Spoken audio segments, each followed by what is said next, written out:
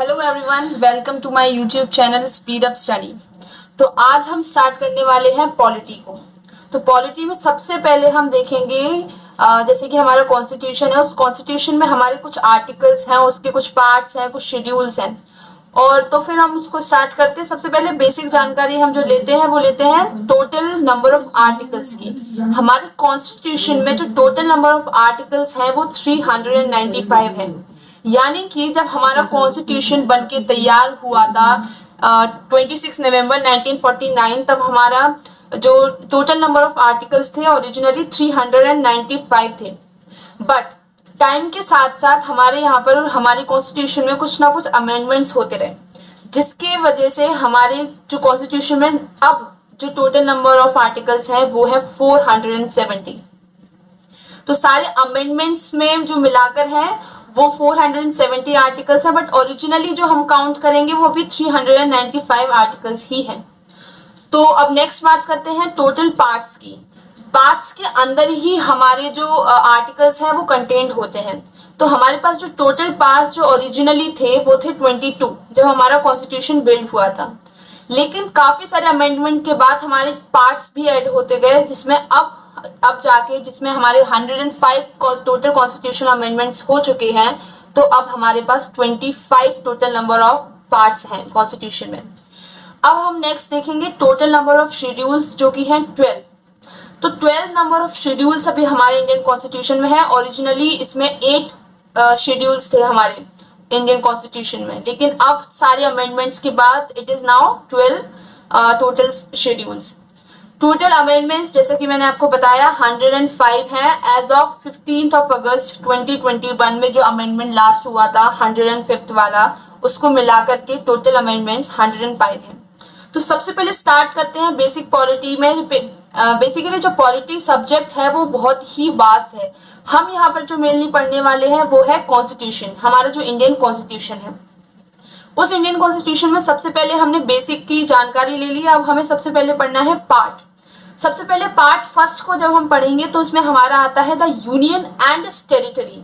यानी कि पार्ट 1 के बारे में हमें जो पूरी जानकारी मिलती है, जिसमें हमारे आर्टिकल 1 से लेकर 4 कंटेन है। उसमें हमें सभी ये चारों आर्टिकल्स में हमें सिर्फ द यूनियन एंड टेरिटरीज के बारे में ही सिर्फ जानकारी मिलने वाली है। सबसे पहले फिर हम उसके बाद देखेंगे part second. Part second total हमारे पास कितने पार्ट्स हैं? 22 ओरिजिनल थे, 25 टोटल है। तो हमें ऐसे ही सारे पार्ट्स पढ़ने हैं अभी, और उसके अंदर जो जितने भी आर्टिकल्स जो इंपॉर्टेंट होंगे वो मैं आपको बताती जाऊंगी। जो पार्ट सेकंड है वो सिटीजनशिप के बारे में डिस्कस करता है, जिसके अंदर 5 से लेकर 11 तक आर्टिकल्स आते हैं। यानी कि 5 से लेकर 11 तक जितने भी आर्टिकल है वो किसी ना किसी वे में कुछ ना कुछ करके सिटीजनशिप के बारे में ही बात कर रहे होंगे। नेक्स्ट हम आते हैं पार्ट नंबर 3 के बारे में। इस पार्ट नंबर 3 में हम बात करते हैं अपने फंडामेंटल राइट्स की, जो कि हमारे एग्जाम्स के लिए बहुत ज्यादा इंपॉर्टेंट हो जाता है। इसमें आर्टिकल नंबर की हम बात करते हैं वो है 12 से लेकर 35 तक। तो चूंकि ये इंपॉर्टेंट है हमारे एग्जाम्स के लिए, तो हम इसको डिटेल में पढ़ने जा रहे हैं। जिसमें सबसे पहला हमारा जो फंडामेंटल राइट है, राइट टू इक्वेलिटी। इससे पहले मैं आपको बता दूं जो हमारे पास टोटल फंडामेंटल राइट्स हैं वो अभी इस वक्त में जो आपके सामने ये वीडियो बना रही हूँ वो है 6 फंडामेंटल राइट्स। ओरिजिनली जो पहले थे वो हमारे पास 7 फंडामेंटल राइट्स थे, जिसमें राइट टू प्रॉपर्टी, जिसको फंडामेंटल राइट्स ना रहकर उसको लीगल राइट बना दिया गया है किसी अमेंडमेंट के द्वारा, जो मैं आपको आगे बताऊंगी। तो फंडामेंटल राइट्स हम फिर से पढ़ते हैं। राइट टू इक्वेलिटी, जिसमें आर्टिकल 14 से लेकर 18 में हमारी राइट टू इक्वेलिटी के बारे में बात की गई है। नेक्स्ट हम पढ़ते हैं जिसमें से हम 14 में से 18 के कुछ इंपॉर्टेंट आर्टिकल्स पढ़ेंगे। जैसे सबसे इंपॉर्टेंट है आर्टिकल 17, जो हमें बताता है अबॉलिशन ऑफ अनटचेबिलिटी। यानी कि ये भी किसी न किसी वे में हमें इक्वेलिटी के बारे में बता रहा है कि जैसे कि जो शेड्यूल कास्ट, शेड्यूल ट्राइब्स हैं, जो नीचे कास्ट के जो लोग हैं, उनसे हम जो अनटचेबिलिटी करते हैं वो ना करें। सेकंड, जिसमें right to equality of course आता ही है। नेक्स्ट हम बात करेंगे हमारे राइट टू फ्रीडम के बारे में, जो कि आता है आर्टिकल 19 से 22 के अंदर। उसमें कुछ इंपॉर्टेंट आर्टिकल है जो अपने एग्जाम के पर्सपेक्टिव से बहुत ज्यादा इंपॉर्टेंट बन जाता है, जो कि है आर्टिकल 21। इसके अंदर आता है protection of life and personal property. इसमें प्रोटेक्शन ऑफ लाइफ के बारे में भी बताया गया है एंड पर्सनल प्रॉपर्टी के बारे में भी कुछ ना कुछ जानकारी दी गई है। नेक्स्ट इसी का हम आर्टिकल देखते हैं, आर्टिकल 21 क्लॉज ए। इसके अंदर राइट टू एजुकेशन को जोड़ा गया है, जिसमें जो कि एक तरीके से राइट प्रोटेक्शन ऑफ लाइफ के ही बारे में है। तो ये जो 21A आर्टिकल जो जोड़ा गया है, इसको ओरिजिनली हम इसको 21 ही कहेंगे, लेकिन अगर टोटल अगर हम इसको भी काउंट करें एज अ आर्टिकल, तो हमारे पास ऐसे ही क्रॉस कर करके हमारे पास टोटल जो है वो 470 आर्टिकल्स बन जाते हैं। नेक्स्ट अगर हम फंडामेंटल राइट देखेंगे, जैसे कि हमारा पहला फंडामेंटल राइट हो गया था वो था right to equality, second fundamental right right to freedom, third fundamental right is right against exploitation which comes under article 23 and 24, जिसमें से आर्टिकल 24 हमारा इंपॉर्टेंट है, तो हम आगे पढ़ने वाले हैं कि आर्टिकल 24 क्या कहता है। It says about the prohibition of employment of the children in factories। जो हमारे छोटे बच्चे हैं जो 14 ईयर्स से कम एज में हैं, उनको हम फैक्ट्रीज या कंपनीज में कोई एक्सप्लॉइटेड करके काम नहीं करा सकते, उनको एम्प्लॉयमेंट नहीं दे सकते। इट्स अ फंडामेंटल राइट, उनको एक्सप्लॉइट नहीं कर सकते काम कराकर।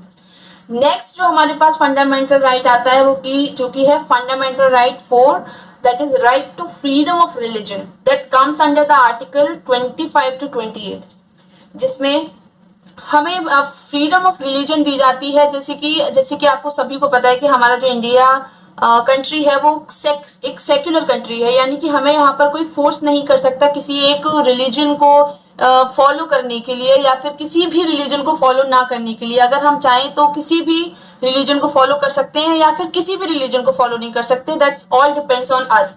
तो ये हमारे पास फ्रीडम है रिलीजन की, जो कि 25 से 28 आर्टिकल तक आती है। तो ये इंपॉर्टेंट है एग्जाम पर्सपेक्टिव से, तो आपको ये याद रखना चाहिए।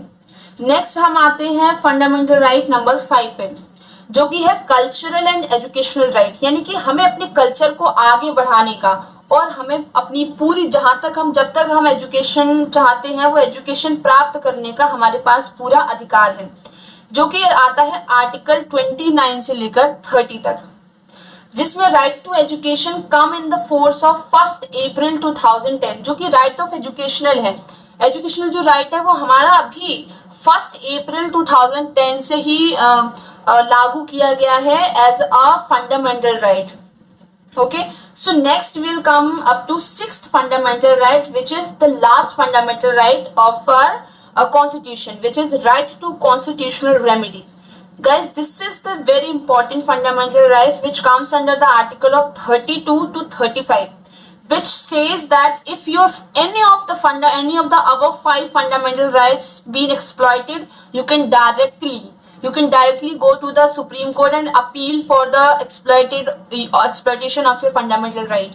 यानी कि अगर आपके किसी भी इन 5 फंडामेंटल राइट में से किसी का भी वायलेशन होता है, अगर आपको ये फंडामेंटल राइट्स नहीं मिल पाते किसी कारण की वजह से, तो आप डायरेक्ट सुप्रीम कोर्ट में जाके अपील कर सकते हैं अपने फंडामेंटल राइट के एक्सप्लॉइटेशन के अगेंस्ट।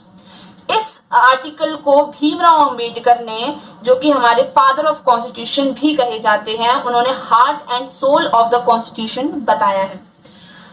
अब हम इसको रीड भी कर लेते हैं एक बार, जैसे कि right to move to the supreme court and the high courts under article 226 in case of their violation termed by Bhimrao Ambedkar as the heart and soul of the constitution। So आज के लिए इतना ही रखते हैं गाइस, मिलेंगे नेक्स्ट वीडियो में। तब तक के लिए थैंक्स फॉर वॉचिंग। अगली वीडियो में बने रहिए, इसके आगे के आर्टिकल्स हम आपको जरूर बताएंगे। Thanks for watching.